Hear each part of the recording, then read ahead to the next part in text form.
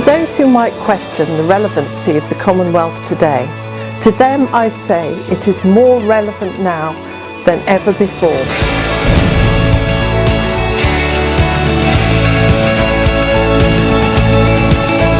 It promises to be a busy year for the CPA in 2019, starting with our neighbours in Guernsey, who are hosting a conference in May for the British Islands and Mediterranean region of the CPA. The themes this year are fake news and digital misinformation.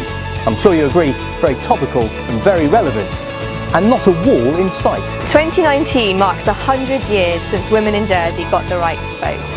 As part of this celebration, Jersey has won the bid to host the annual Commonwealth Women Parliamentarians Conference. It's a huge honour to be hosting this event, and I'm incredibly excited to be organising it this year. I was really pleased and privileged to be invited to represent Jersey at the British Isles Mediterranean region AGM last June at Westminster. Jersey is and will continue to be an enthusiastic supporter of the CPA. We want to ensure its funding, we want to scrutinise its governance.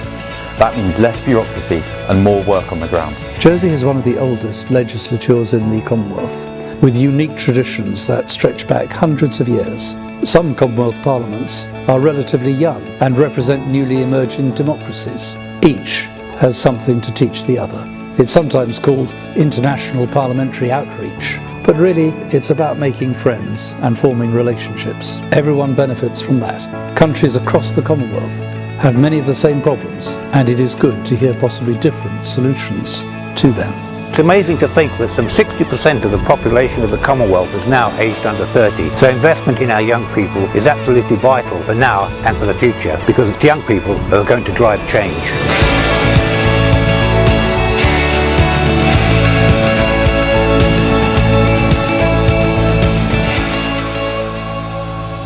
The Commonwealth Parliamentary Association, also known as the CPA, has been bringing together politicians since 1911 with a view to learning from one another, learning different cultures and sharing ideas on improving parliamentary democracy for everyone. I head up the Jersey branch of the CPA along with 9 colleagues, and we're all elected by the State's Assembly. It's our job to strengthen international relations and to promote equality, human rights and democratic freedoms. The Jersey branch enthusiastically supports the development of inclusive, transparent, gender-sensitised legislatures and pursuing just and honest government, the alleviation of poverty, international peace and order, equal rights, representation for citizens irrespective of gender, the separation of powers among the 3 branches of government, fundamental human rights, and the right to participate in free and democratic political processes. Locally, we're focusing on youth participation, LGBTQ rights and an ambition to increase the number of women in politics.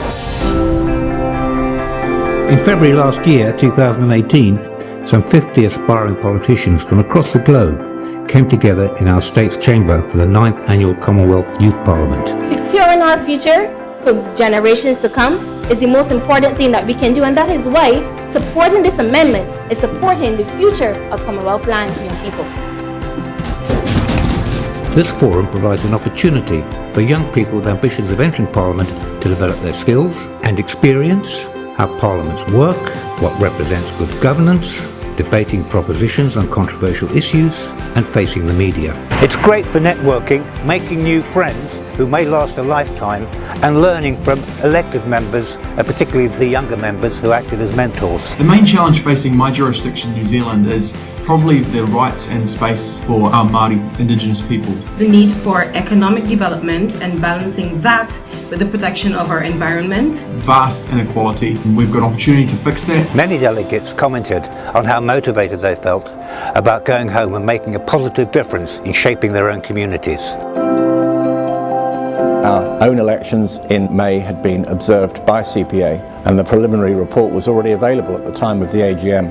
And it pointed out that we had more women candidates standing than ever before, and perhaps more significantly even than that, we had for the first time a member of the Portuguese community elected to our Assembly in the shape of Deputy Carolyn Labey. I couldn't resist the opportunity to go to the gallery to hear a debate in session, and it was really interesting, particularly to watch the way the speaker, John Bercow, controlled the Assembly, reducing the amount of time for speeches from 6 minutes down to 4, and then by the time I left, down to 3. When it was time to go, they had to lead me out a different route because there was a noisy protest going on in Westminster Hall.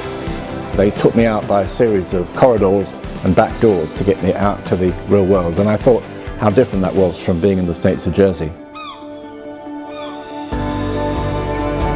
Becoming a politician is one of the few careers a person can take up with absolutely no experience for the job. After our last general election, the CPA invited experienced politicians to hold a conference here for newly elected members aimed at developing their confidence and skills.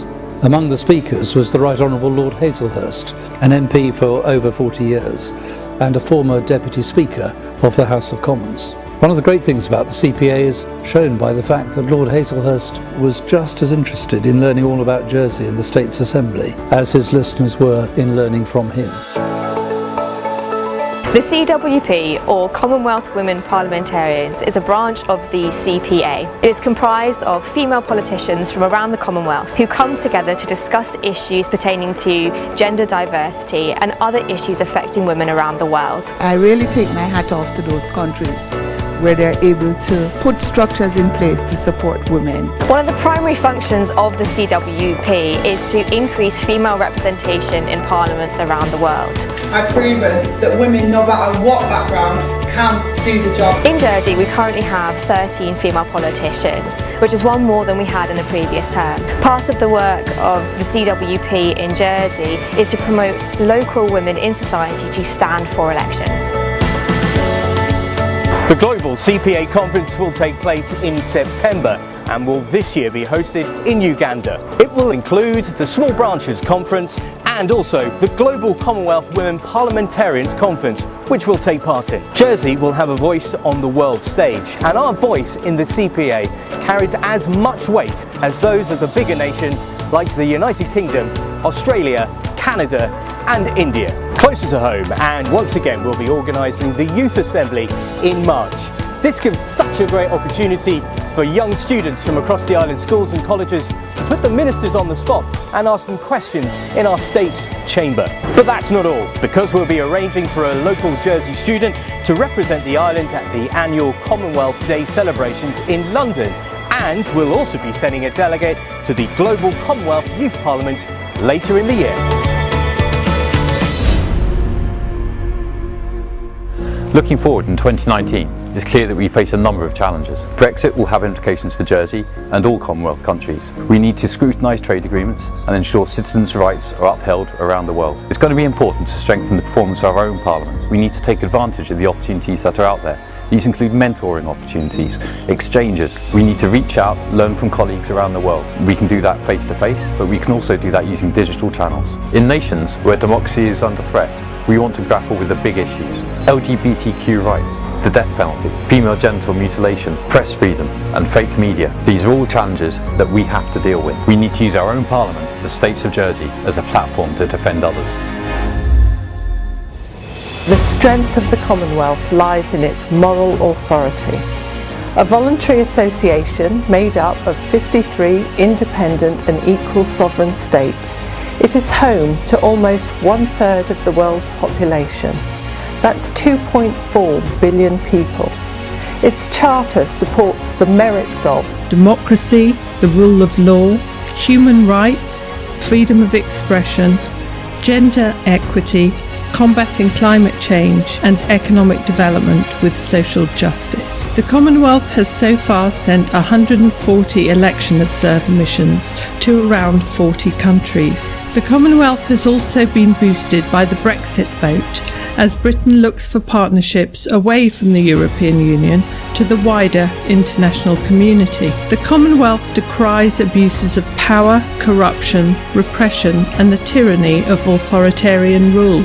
Fascination with dictatorship, intolerance for democratic opposition, and contempt for traditional values of liberal democracy and the rule of law are now a global phenomenon. It's a defining challenge of our times, and needs to be addressed by the Commonwealth and everyone in the Commonwealth.